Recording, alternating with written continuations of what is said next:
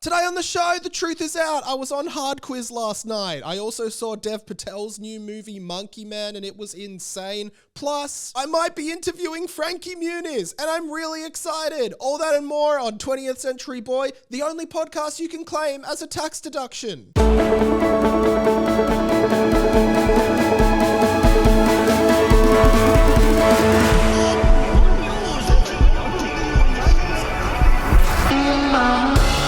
Welcome to 20th Century Boy. My name is Quizio Mike, and this is the inside of my mind. Welcome to the show. Sorry, there was no episode last week. There was an episode of Pat and Mike on this feed, which is, a companion show to this show that's out every Friday, and that was great. But there was no 20th Century Boy, which is like, basically, if you're new, hi, this podcast is just like a weekly blog entry of my life in audio form and video form on YouTube. You can watch me talk for 45 minutes a week. It's the conversations you wish you were having about the stuff that no one else cares about. That's what this podcast is, and I hope you enjoy it.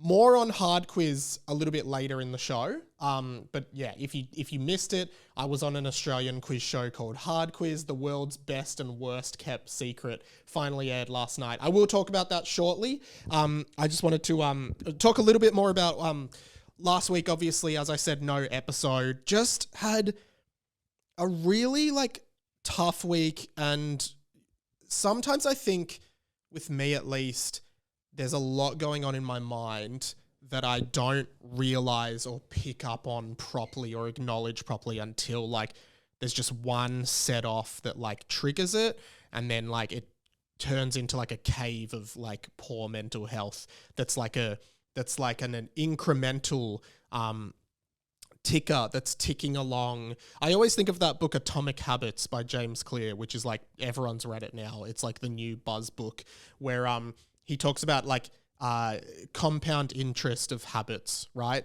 And if you do the same thing every day for a year, over that year, the compounding of that habit is going to either have a very positive or negative effect on you, right? And sometimes I feel when you don't acknowledge things that you're feeling, it just ends up compounding, and then bam, it all comes out and you just have a mental breakdown. So that's not fun. But I'm feeling a bit better now, and taken some good steps into trying to manage my mental health a bit better. But thank you.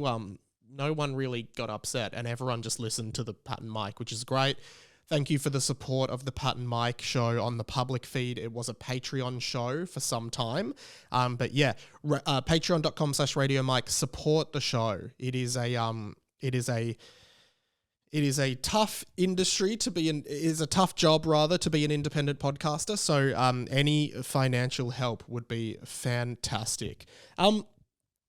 Mainly though, in my personal life, I've just been trying to book stuff for this trip to Japan in 3 weeks. And I haven't been as organized as my Europe trip. I don't know what the output on this podcast is going to be while I'm there. I think I'm just going to pre-record 3 general episodes of the pod and put them out. We might not have Pat and Mike running while I'm away, but I'm away from the 21st of April, which is very, very soon. So, keep an eye out for content. I don't like, just stopping content completely while I'm away, but at the same time, I'm on holidays. I'm a normal human and I need to go on a break and a holiday. But I'm so excited for Japan. We have so many cool things coming up. It's my 4th trip there, but I haven't been there in 6 years. I went to Japan 3 times within 2 years because I really liked it. And so I haven't been there since 2018. But got so many fun things lined up that I just cannot wait for, and the food and just everything about it. Japan is awesome. Had a massive, frustrating evening the other night trying to book tickets to Universal Studios Osaka, which is a must-do. It's one of the best theme parks I've ever been to. And I've been there twice before. I've never encountered this issue in my life, but I actually was speaking to Patrio Whitey, who is one of the executive producers on the Patreon and has been for a while, long-time friend of the show, and just through being a friend of the show, has just become like a proper friend, like an IRL friend of mine, which is great. But Whitey is also going to Japan at a similar time. We are catching up in Osaka. We're going to go to the night aquarium there. They have one of the biggest aquariums in the world, and they do like a night aquarium where like all the lights are down, which sounds very, very cool. So looking forward to hanging out with Patrio Whitey there. But essentially, like, I spoke to Whitey and he was like, oh, I spent like an hour and a half trying to get tickets to Universal because the website is so bad. And I remember Whitey told me that, and I was like, nah, Whitey's just an idiot. It's going to be easy. I'm sure it'll be very, very simple. I was wrong. I should have listened to Whitey. It was genuinely the most painful experience of my entire life. That's such an exaggeration, but you know where I'm coming from. So like, basically, like, it's so unclear what you have to do for one, because you have to buy like a pass, like an admission pass to get in. That's already like $100 per person, right? And then basically, because they've just opened like this, recently they've opened the Super Nintendo World, where there's it's Mario themed. There's a bunch of Mario themed rides. Of course I have to go there. There's also Harry Potter World there, which has an amazing ride, which is Harry Potter and the Forbidden Journey, which is just like, if you don't like rides, you'll like this. It's so fun, but it's not like super scary or anything. It's just like a really fun ride. And because they're so popular, particularly the Nintendo World, as like tourist destinations, they now have like timed entry passes. So like, you can't just open them to everyone at all times. It's like you have to buy a separate pass to get into those worlds, and you guaranteed entry at a certain time. So I'm like, yeah, we've got to get those. And they also come with like fast passes to all the rides as well. And you have to like, if you know me, I'm a fast pass guy at a theme park. I will not stand in line at a theme park. Just give me a fast pass. And so, you know, we're like, I'm like, this seems relatively simple. Then quickly realize, oh no, the date that we've specifically blacked out to go to Universal, most of the passes to go to Super Nintendo World are sold out. I'm like, oh no, please don't tell me we've left it this late. Managed to find like one of the passes that only gets you fast passes on 4 rides, but gets you into Harry Potter World and Super Nintendo World. Managed to get that. And it was available on the date that we're going to go. And I was like, oh, great, awesome. Locked it in, added another $500, $250 per person, which is a lot, bringing the total of paid to about $700. I'm like, okay, whatever, I'm on holidays, fuck it. Put in like my name, all my details, and then my credit card details, and I press pay. And it says, sorry, your card couldn't be accepted. Please check your details. I check my details. They're all correct. Submit again. Sorry, your card couldn't be accepted. That's weird. Okay, that's cool. I'll just use my debit card. Debit, put in all the details. Didn't work. Same error message. That's weird. Okay, I'm going to go for my business card. Okay, claim it as a tax deduction, whatever. Business card, enter details. Didn't work. Same issue. Okay, this is weird. Hang on a second. I think Whitey told me exactly this happened to him. That's weird. I go on Reddit. Lots of people encountering the same problem. Basically, it seems like, I think Japan at the moment is in a very like anti-tourist kind of perspective. I don't know why, but I don't think they're massive on tourism at the moment.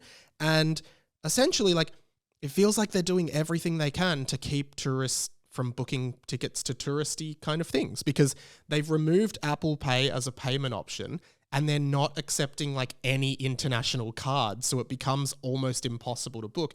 And everyone was saying, yep, tried all my cards, wouldn't work. Just kept trying like 15 times. And on the 15th time it worked, with like no discernible reason why. So I'm like clicking and clicking and clicking, just wouldn't work. I was getting so frustrated. And I was literally like, I actually texted Whitey and I was like, I just think we're not going to be able to go. Like, I can't get a ticket. It's just not working. Like, I've got money in my account. It should go through. Bam, it didn't. And I'm like, what the hell? Why is this not working? Most frustrating moment of my entire life. spent literally an hour and a half, and I'm just like, oh my God. Anyway, ended up finding, like, it literally just would not accept my card, and I couldn't believe it. And this is like, heads up, if you're going to Japan and you want to go to Universal, this will probably happen to you. And I've never had this problem before when I've been in the past. And seriously, from there, I just found this website called Klook, which is like a travel experience booking thing, and they have an Australian division. And then I just booked it on there, and it took like 10 seconds. And then actually I texted Whitey, and I was like, oh, I actually just ended up booking on Klook. It took like 10 seconds, and they've already sent the tickets through. And Whitey was like, oh yeah, I saw that. I just didn't want to use it. So I could have just done that from the start. But anyway, like, what a shocking experience for Universal Studios Osaka. But at least we're going, and I cannot wait to be there. It is going to be epic. Look forward to some photos on Instagram of me having the absolute time of my life in Nintendo World.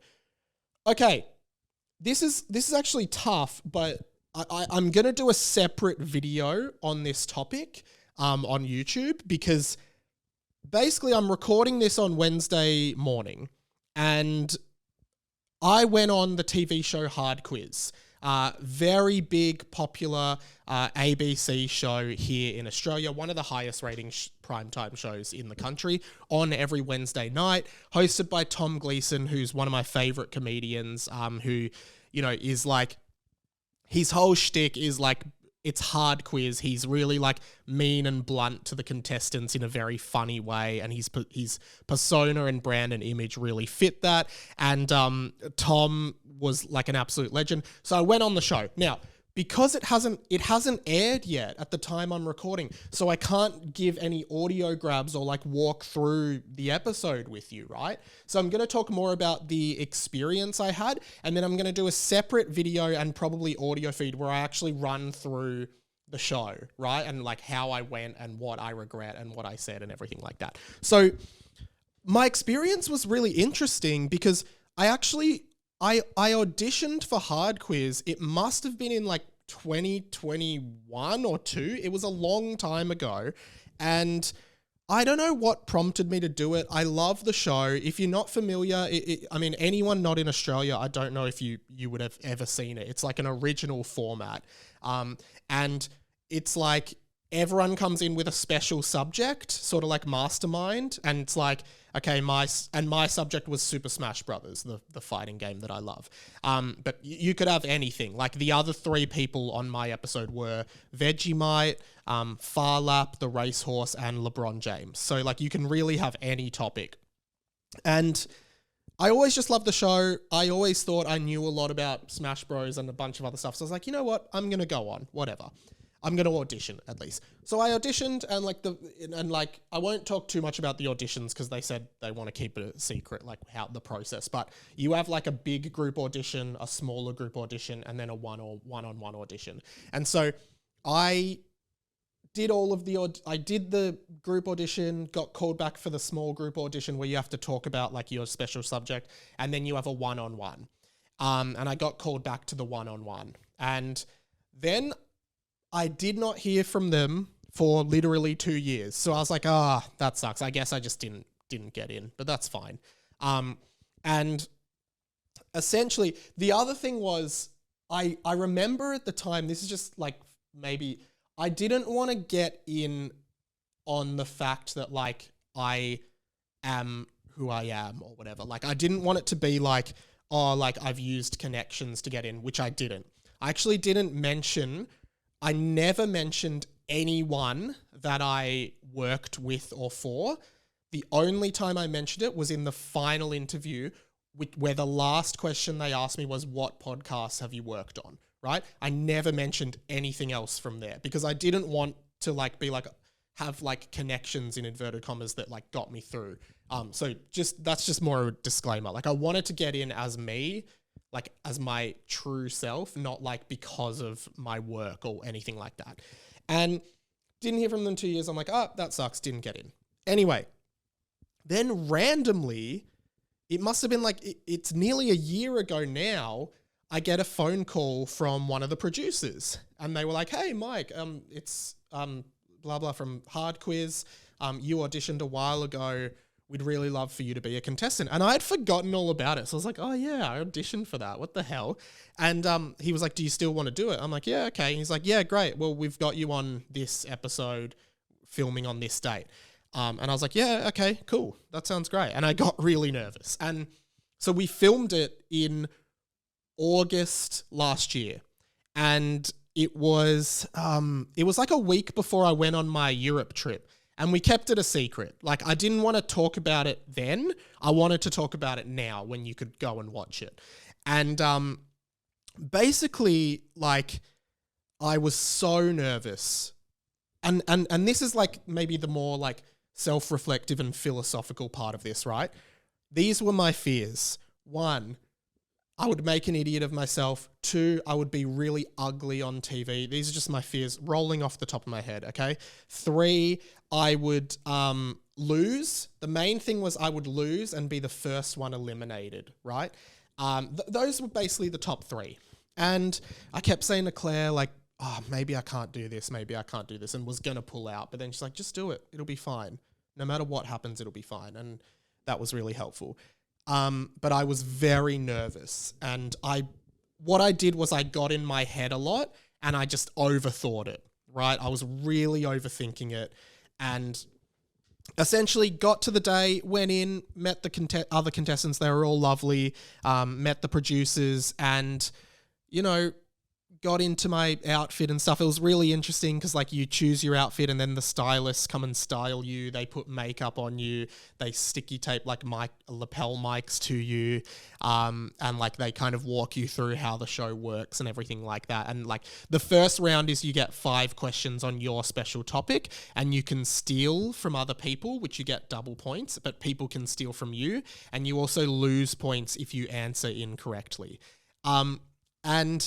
So anyway, we got on and I was so anxious the whole time, overthinking it, really scared. And there was like, you know, a studio, it's filmed in front of a live audience. So Claire came, my friend Em came, and then Pat and Keelan came as well. And once I got behind like the podium with the other contestants, I felt a bit better. Then Tom Gleeson came out and like, then the show just sort of started. And the first like 10 to 15 minutes of the show, like it's more about, the show is less about the quiz and more about Tom Gleeson just being funny and like ragging on the contestants. And Tom like spoke to us and like on the show and he he is like, this isn't a brag, but like I feel like I got the most laughs of anyone of the contestants, and I was like maybe the most like funny, which is like just me being my own personality. And I kind of riffed back and forth with Tom a bit. I don't know how much they're going to leave into the edit, but it was really fun and funny. And as soon as I like was saying stuff and talking to Tom and hearing the live studio audience laughing in response to what I said, then I knew like, okay, this is okay. And you know what? I'm having fun now. I'm actually enjoying myself. And my biggest fear, as I said, was going out first, being the first contestant to go out, because you get eliminated one by one, and then there's one person standing of 4. And then I thought, well, what, like, at the end of the day, you're here to have fun. Why does that even matter? Who cares? Someone has to go out first. And I was the first one to go out. I definitely overthought it. So I had 5 questions about Smash Bros, and I got 4 out of 5. The thing is, I got so nervous and I realized a lot of the questions in these quiz shows, this is what I would do differently if I went back now. A lot of the questions in these quiz shows, they are written in a way that even if you don't really know anything about the topic, you could still get the answer. I will give you an example that I think like you kind of would just make an educated guess and it would be right. So one of my questions was, and I got it right, obviously, but this is like the level that I think pretty much everyone listening would get this. It's on the original Nintendo 64 cartridge for Super Smash Bros., Mario is pictured alongside which Pokemon, right? Now, the answer is Pikachu. And I feel like even if you didn't know anything about Smash Bros, you'd never seen that cartridge, the logical answer would be Pikachu. Like you wouldn't have, it wouldn't be any other Pokemon. Do you know what I mean? Like Pikachu is like the mascot of Pokemon. Then the other one was like, another question I had, and again, I'll go through all these on the video I'm going to do, but it was on the, in the third Super Smash Bros. Game, Super Smash Bros. Brawl, Sonic the Hedgehog joined the roster of characters who was originally from which Nintendo competitor, right? And even if you don't know anything, I reckon most people, or at least, you know, a bunch of people could go, oh, Sonic was from Sega. And that the answer was Sega, right? So I got that right. And then, so basically what was happening, so basically you have to sort of buzz in to steal from other people to get double points. I was too nervous I didn't trust myself enough. So maybe they'll show it. Like you can see me try to buzz in to steal, but I leave it too late. Because there were a few where I was like, I know what the answer to this is, but I just didn't trust myself and didn't want to risk it. And then I realized I was falling behind. So then I tried to steal, but got it wrong, which basically, and then they do a multiple choice round just on random questions. And they were so hard. And I'm not even going to like lie about this. I was blatantly like just looking at the person next to me, just copying their answers because I was like, I'm going to go out. I need as many points as possible. I wonder if they'll show it. They probably will just show it. You'll just see me like trying to copy. And I don't care. Like you can't I don't think you can go to jail for cheating in a quiz show that has no cash reward. Like I get it if you cheat in Millionaire and you win the $1 million like that guy did with the coughing. If you haven't like heard that story, it's great. Like I get that you've like frauded a system and you've won $1 million fraudulently. And I understand that is like against the rules of our society. Like as a society, we accept, I think, that like you can't fraud a TV network out of $1 million in a quiz show. But there's no cash prize. So I was like, okay, you can cheat because there's no cash prize. It doesn't matter.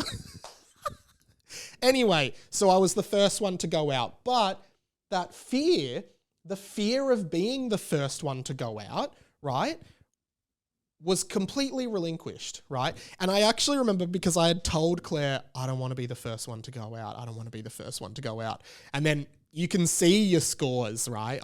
There's like a screen that the contestants can see that show your scores. And like, I could see that I was definitely going to be the last one out because I was losing. And I knew, Claire knew that was my biggest fear. So I look into the studio audience and see Claire and like smile at her. And she's just looking at me with like this intense look of panic and fear like, oh no, Mike's going to hate this. But at that point, I'd come to terms with, I'm just like, yeah, this was so fun. I had so much fun doing this. My adrenaline is buzzing. The audience laughed at what I said. And like, what else could I have asked for than this, right? I had such a fun time and I didn't care. And the last round, if you get to the final two, they ask you harder questions on your expert topic. And I actually asked the producer and I was like, oh, if I get eliminated, can I know those questions? Because I still wanted to know what the questions were. Because I would have loved to have seen how I would have went. But he said no, because sometimes we ask the people who get eliminated and they come back for like a special called Battle of the Duds and we just reuse the questions that we didn't use the first time. And I was like, oh, okay, fair enough. And I really wanted to know those questions, but obviously like I couldn't. But got eliminated and then you just sort of like, you do a walk of shame, which is funny. And then you just like go sit by the side of the stage until the end, and then you redo like the photos and the intro and stuff. Really good experience.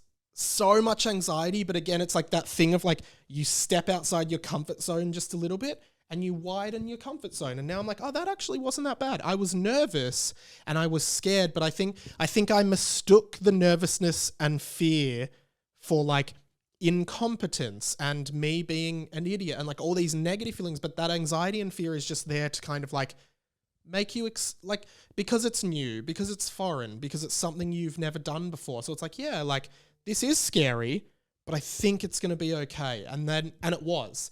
And I was so grateful like that my friends and my partner came, and like the hype up guy of the audience, because those live tapings have like hype up guys for the audience. It's Ben Lomas. He does basically every show in Melbourne at least. Like, Thank God You're Here. He used to do the 100. Oh no, he didn't do the 100. Sam Garlep did the 100. He does like the cheap seats. He does, Hard Quiz. Apparently he does like Q&A, the ABC political show. So he's great at what he does. And he said to the audience, oh, Mike was really charismatic. We've got to get him back for Battle of the Duds. And like putting it out, I would love to do it again and do Battle of the Duds and like apply everything I've learnt this time. But yeah, I think overall the experience was just so great, and I'm so glad I did it. So I hope if you didn't watch it live broadcast, you can watch it now on ABC iView. If you're not in Australia, maybe just try a VPN into ABC iView. Otherwise, I reckon you could find it on the high seas if you're not in Australia. But yeah, I'm going to try and cut some content out of it as well, and try and make some stuff. But yeah, thanks to the whole team there and like Tom Gleeson and everything, and stay tuned because I'll have a little bit more info on it in the coming days. So the other thing I wanted to talk about, two more things. First one is last night we went to the premiere of Dev Patel's director debut, Monkey Man, which was such an interesting movie. I went with producer Pat, who produces the show, obviously. Check out Pat and Mike. And it was at the Jam Factory on Chapel Street. This was a really interesting movie. We saw our mate, friend of the show, Dave Lee from Dave Lee Down Under, who we usually catch up with Dave at all these premieres. We just see him there, sit together. It's good. It's good fun. And Monkey Man was such an interesting movie because here's the thing. I love Dev Patel. I think this guy, he was in Skins, the first couple seasons of Skins, and he was actually like one of the more minor Skins characters. Like, he wasn't like a main focus, but he was in it, and he was really funny then. But easily could have just been like, one of the guys in Skins that like doesn't like end up doing much after Skins. But he's probably the most successful actor, I would argue, from Skins. Other than maybe Nicholas Hoult, I think he's quite big. He was in X-Men and stuff. But Dev Patel seems like he's definitely the forerunner there. Loved him in Slumdog Millionaire. If you haven't seen that movie, that is just one of the most like incredible movies ever. It is such a fantastic movie about a guy who grows up in the slums of India and ends up winning Who Wants to Be a Millionaire, funnily enough. And the whole movie is about how, he's sitting there on Who Wants to Be a Millionaire, and the guy asks a question. It's like A, B, C, or D.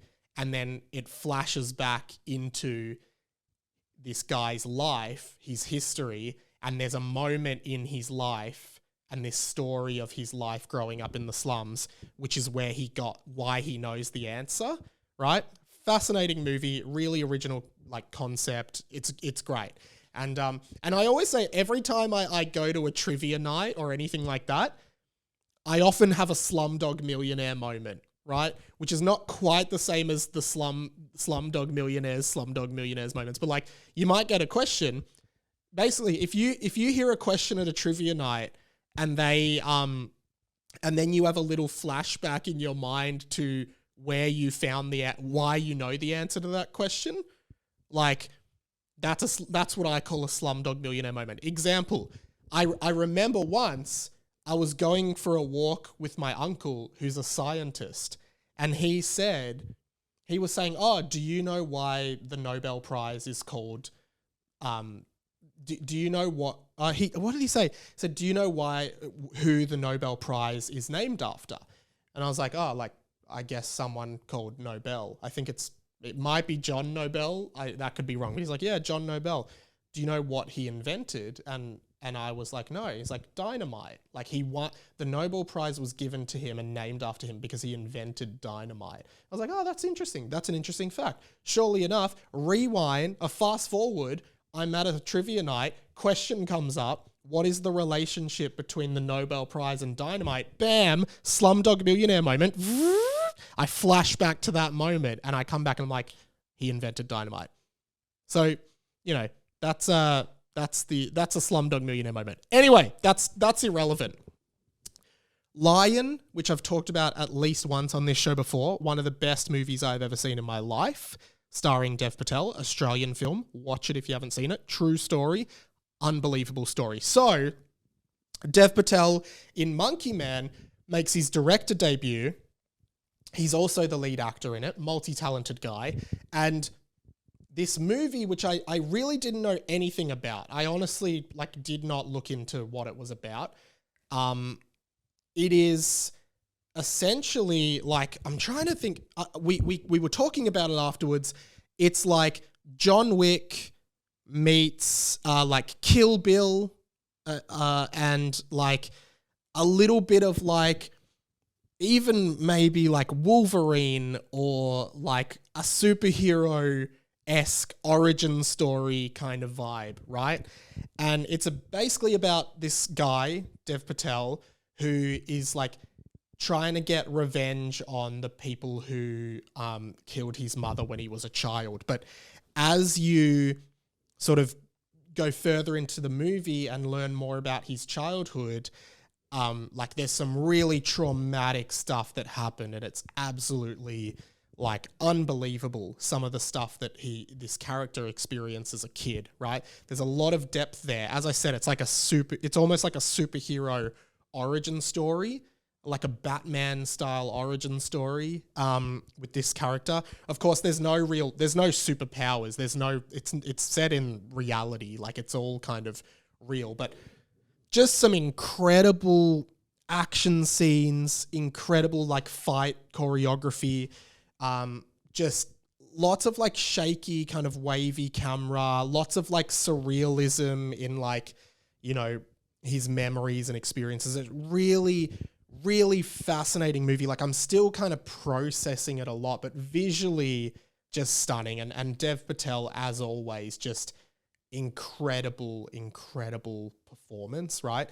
Like I said, it reminded me a bit of Kill Bill, because, and Kill Bill that, you know how they say Tarantino best, Kill Bill, genuinely, when I watch it, I'm this is a good film. This is a good movie. I have favorite movies. I'm not necessarily a film buff. I like movies. So I have favorite movies like School of Rock, where I'm this is a good movie, but it's not a cinematic marvel, right? Then you watch Kill Bill and you're oh, okay, this is why Tarantino is the best. This is a very well-made film. It looks incredible. There's so much thought into it. And it reminded me a lot of Kill Bill in the camera decisions, the excessive amount of blood, and just unbelievably gory Mortal Kombat style murders at certain points, which were just absurdly crazy to watch a lot of the time. But yeah, I think stylistically and structurally and visually and performance wise, and even the music was just a ride. It was just an absolute ride from start to finish. And I really encourage people to go see it. Unless you don't like action movies with a lot of blood, then you probably shouldn't see this, and you definitely won't like it. But Monkey Man is certainly something else in the realm of cinema. And apparently a project that Dev Patel has been wanting to make for a very long time. I think it's based on something from Indian folklore as well. So just unbelievable film that I think everyone should go and see. Okay, one more thing today before we wrap. This is a segment that I actually started last week on the Pat and Mike show, but we'll be continuing here on TCB, and it's called this. Let me be frank with you. Frank check! So, of course, my favourite actor in the world, next to Dev Patel, is Frankie Muniz, who is currently in a bizarre twist of fate on the Australian version of I'm a Celebrity, Get Me Out of Here. And boy, oh boy, is this guy going great. Like, Frank is just...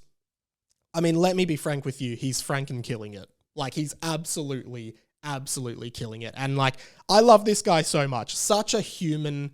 Just such a rounded human, and like him talking about his experience is great. Because the thing is, a lot of the celebrities they get on this show, I think they want them to tell stories that will generate headlines that people will write about. And like Frankie's been great. Like a lot of international headlines are picking up on stuff that he's saying in the jungle and stuff, which is great for him. I think it's awesome for his profile as well. And one of the things I found really interesting that he said on the show recently is he was asked about how his fame, his child fame from Malcolm in the Middle affected his family. Because like, you know, as much as I love Frankie, I don't really know anything about his like his family life or anything. And really heartfelt answer.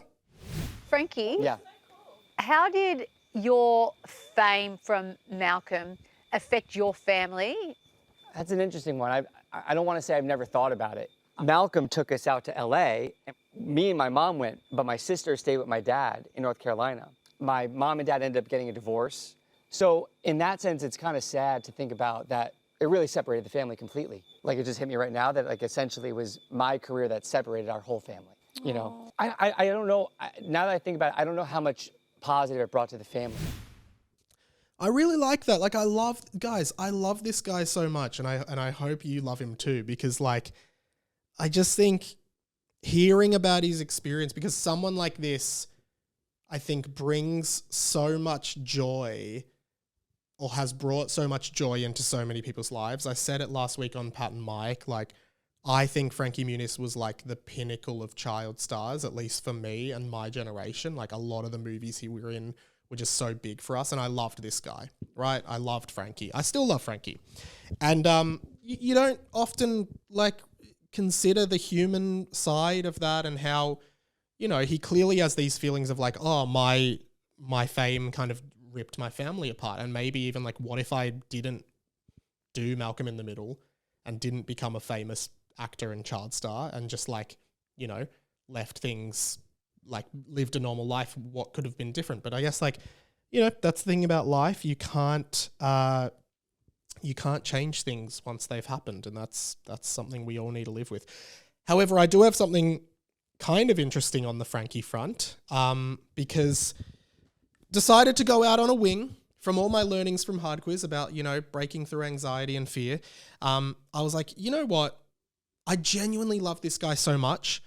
And I got on to one of my mates, Leon Shergan, who's a producer on the Fifi, Fev and Nick breakfast radio show here in Melbourne. He's the executive producer, rather, who's always been very helpful throughout my career.